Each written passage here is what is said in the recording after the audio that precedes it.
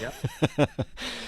Welcome to Paladin Financial Talk. I'm your host, Jeff Quick, and I'm here with my co-host, Tony Shore. How are you doing today, Tony? I am doing great, Jeff. Great to be here with you. I'm excited about today's show. We're on video today as well. So, you Well, know, it changes the whole meaning of a face for radio, doesn't it? everyone has told me all my life that I have a perfect face for radio. It's one of the reasons I went into radio, Jeff. So Understood. I've never been able to properly explain myself in this setting, in a video setting. So we're going to give it a go, and I am excited about the show today. But you gave me your notes, and I have to ask, Jeff, what's up with the title of the show today? You called it My Messy House. Why are we calling the show My Messy House? Well, good question, Tony. Something I came up with. I always try to come up with a unique title or something that might catch somebody's attention. But really, this summer on the podcast, we've been keeping things a little lighter than normal, which is part of the reason for the title. Not focusing as much as usual on financial aspects of retirement, the market, economy, interest Right. rates, etc. But, looking at other aspects that are just as important, such as how to keep busy, physically active, mentally healthy during retirement. And so it got me to thinking, my wife in the summertime, actually all the time, she loves to entertain and have friends over. So I know what comes next when she says, "Hey, Jeff, we're having, so-and-so over this weekend or tomorrow or in 20 minutes. I know what's coming next."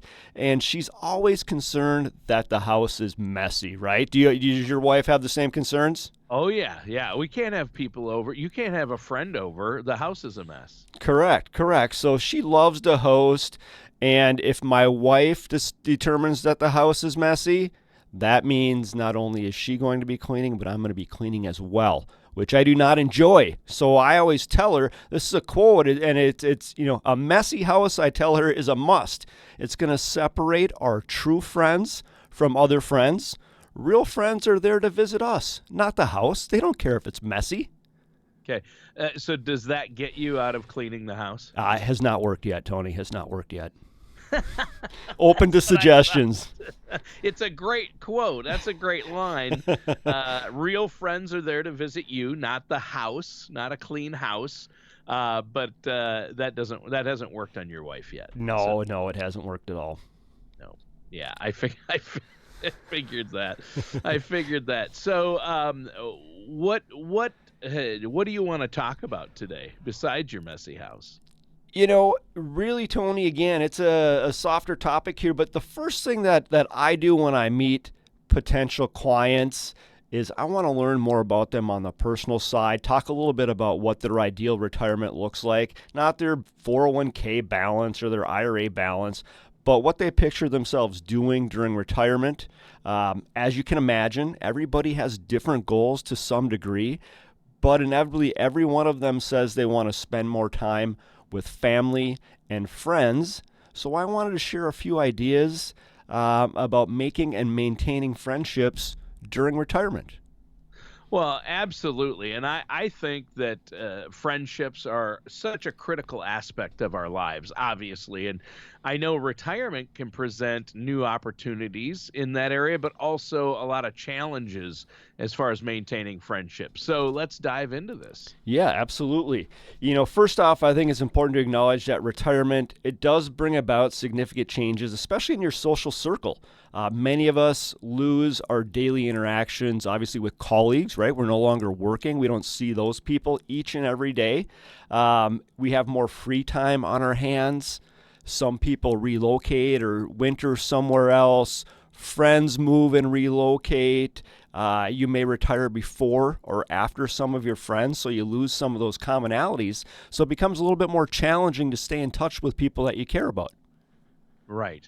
Yeah, I can see that. So, how do we navigate all of these changes while still maintaining and even strengthening those relationships and friendships? Yeah, let's start with the existing friends, that are local.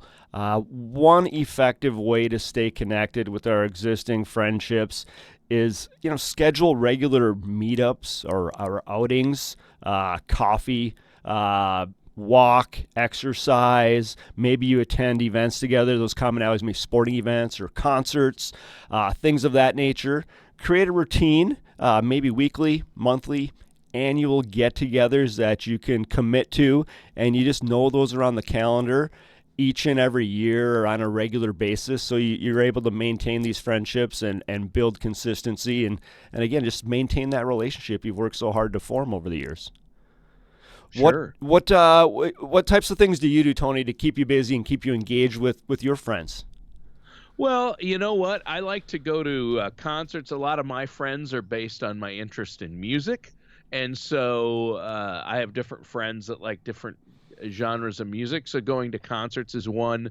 I stay in touch on Facebook. I'm part of groups with a lot of my friends. I've worked in Nashville and California, so I have those groups of friends that I stay in touch with via social media, and I actually find that's a good way. And then once in a while, we get together in person. But as far as local friendships, my wife and I were good friends with a couple of our neighbors, and we get together and have a group of us get together for barbecues regularly during the summer or just hanging out at somebody's house, having drinks after work in the summertime.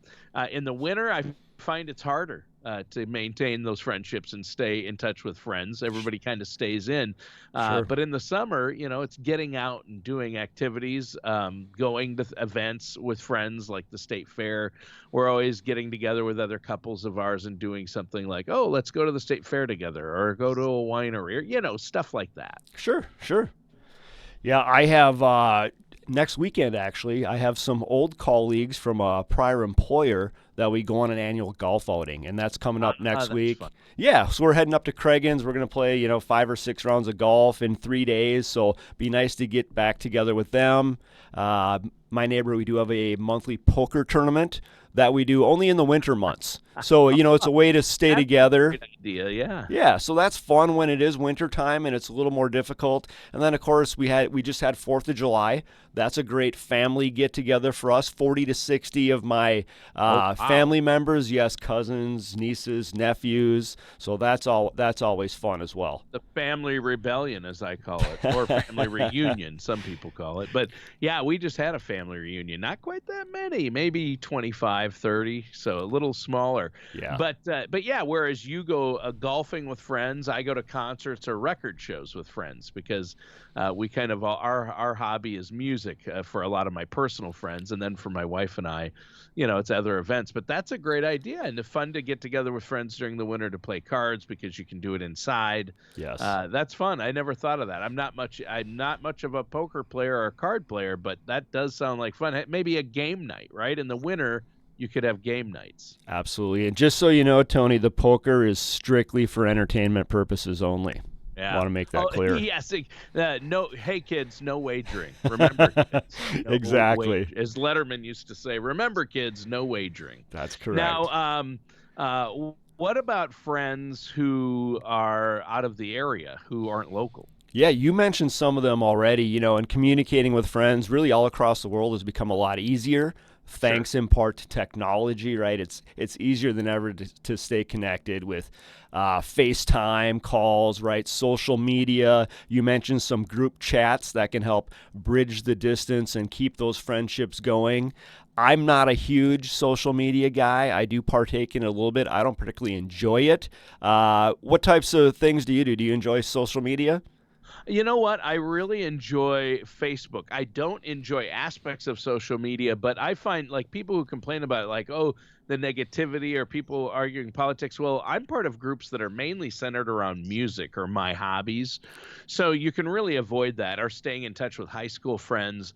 I don't ever get into the arguments online, but Facebook is a great way to stay in touch with people you may have lost touch with or you don't see for years at a time. And I've kept really close to some friends that I have in California, in Nashville, in other parts of the state. Yeah.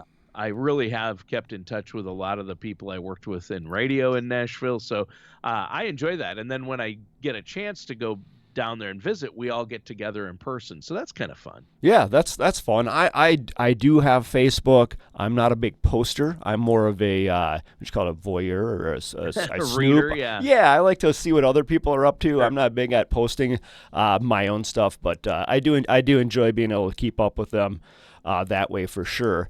And I just did have a revelation here, Tony. Now that we have a video aspect to our podcasts, Yeah. we can do product placements such as Oh, Paladin Financial. yeah. Yeah, I don't know if we're gonna get paid for, or if I'd ever want to do a product placement, Jeff. Um, and I'm not gonna name any names of products I love, Coke Zero. Yeah, But that would be inappropriate. that was delicious. Okay.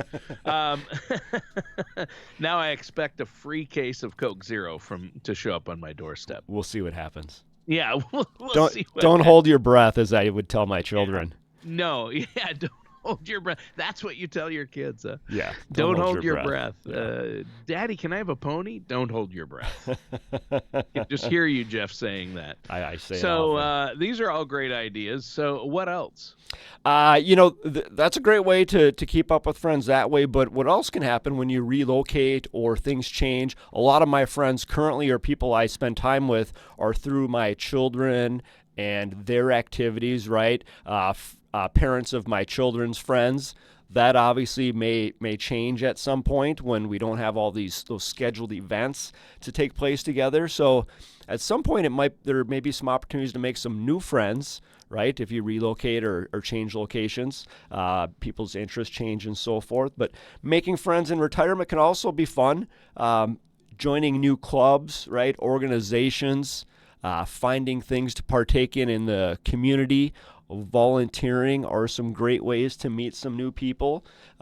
Most of those people are going to be like-minded. They're going to have similar interests, so it's a great place to at least start new friendships. So there's opportunities there. Yeah. Yeah, that sounds really good. I mean, obviously, making new friends, clubs, and things like that are great. I know a lot of retirees join a book club, or pickleball is a great way to socialize and get together with your friends or make new friends, right? Yes. I That's joined a pickleball league last year, or actually, I wouldn't call it a league necessarily, but it was learn to play pickleball for new pickleball players, and we had a great time doing that. Met some people in the neighborhood. So it's fun to try new things and meet new people. Absolutely. how good are you? I'm better than I would tell you if we had a match scheduled. I think they call it sandbagging. Down, which is, Yeah. I think you're what is that? What's the term when Call you it play down your sandbagging. skills? Yeah. Yep. All right. Well, and you'd mentioned, I wanted to go back to your technology point and say, my parents and especially my mother-in-law has really been able to stay in touch as she's gotten older and is in assisted living via video chats. Yeah. So, Sure.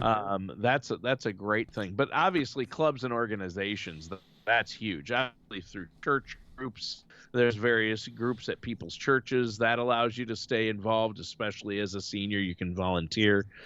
So that's volunteering is fantastic, isn't it? Yeah, it is. And you mentioned retirement communities. My grandmother, when my grandfather passed, she didn't do a lot of outside activities.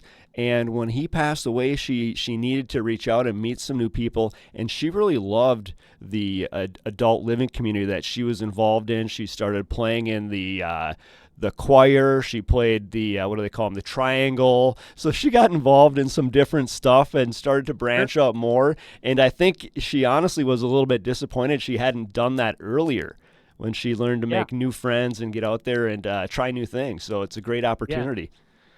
Yeah, even if you're a couple, even if you're not on your own yet, if you're a couple, get out there and do things either together, or each of you can have your own groups and things you do. I think that's very healthy. I know a lot of retirees I know are part of our church is a bell choir, and they do Sure. that. You can sing in choirs, and assisted living communities have a lot of different things. You can go down and play bingo.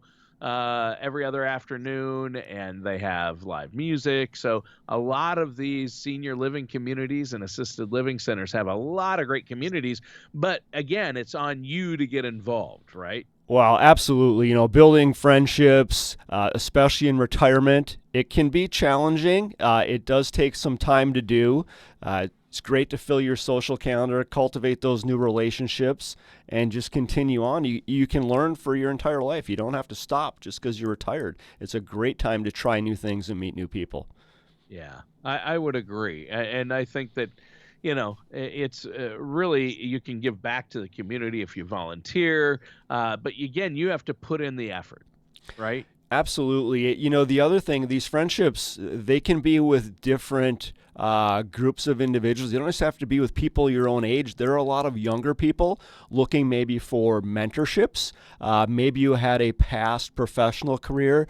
Maybe you were a radio host per se, and there's young people looking to get into maybe your old profession, something you can help them learn about, educate them, and really enjoy and bridge some of those generational gaps that we see amongst our youth today. They're really looking for people to mentor them and teach them things and spend time with people of different generations. Yeah, I like that too. My son likes volunteering and helping. He did that at an assisted living community. He's 24, but he likes going in there and helping out. And his grandmother is in there, so that's a really great way. And I know a lot of seniors love doing things with younger people too. It kind of helps us feel a little younger when we're around youthful people. So I like that. Don't let generational gaps get in the way, and let's not overlook the importance of self-care either. Right, personal growth during retirement. I think when we invest our time in our own well-being, whether it's through hobbies or taking classes or prioritizing self-care, we become more fulfilled individuals, and that in turn attracts like-minded friends. Yeah, absolutely. I was reading something the other day about people, how they get so busy, and you'll often hear people say that they don't have enough time to do certain things. And people are busy during retirement as well. But Yeah. most people don't truly run out of time, Tony. What they run out of is energy. So if Yeah, you that's can true. if you can do something such as exercise, walk, spend time with friends that actually energizes you and gives you more energy to accomplish more things and do more things by staying physically fit and active. So that's something to keep in mind as well. Yeah, making your hobby something that helps keep you physically active and mentally active, both. That's really, really good, Jeff. 100%, 100%. So just want to remind that our friends and our listeners out there that, like anything, relationships take time. It does require effort, not only to form new friendships, but to nurture those old friendships as well. Never too late to start. The other thing with the technology that I use all the time is just as a reminder of birthdays and special events for friends and families. So it's a great opportunity to call somebody on their birthday. You're a Facebook user, you'll see Facebook. People get hundreds of messages. Those are great, but sometimes for those friendships you really want to keep active and maintain, just reaching out and making a phone call like us older people used to do back in the day can really mean a lot. Or even taking the time to write a letter to stay in touch. I don't know the last time I received a personal letter or a card or a postcard from somebody traveling. But when you're thinking about somebody or something, take the time and just do it before time passes and it gets too late. So when you're thinking about somebody, reach out, shoot them a text, make that phone call, write them that letter, make note of that, and really keep that relationship strong and maintain those. Yeah, get that house clean so you can invite people over. That's a good way to 100%. maintain friendships. Appreciate that. I'll let my wife know. Yeah, exactly. Well, great show today, Jeff. But before we go, let our listeners know if they want have financial questions, want to get a retirement plan in place, retirement income, healthcare plan. How can they get a hold of you? Yeah, absolutely. They can call us, Tony, directly at 651 842 8406, or of course they can find us on the internet using that technology we spoke about at financialpaladin.com, and we'd be happy to speak to them and help them put together an individualized plan to help them have a successful retirement. All right. Well, thank you, Jeff. And listeners, thanks for tuning in. That does it for today's episode of Paladin Financial Talk with our host today, Jeff Quick. Thanks, Tony.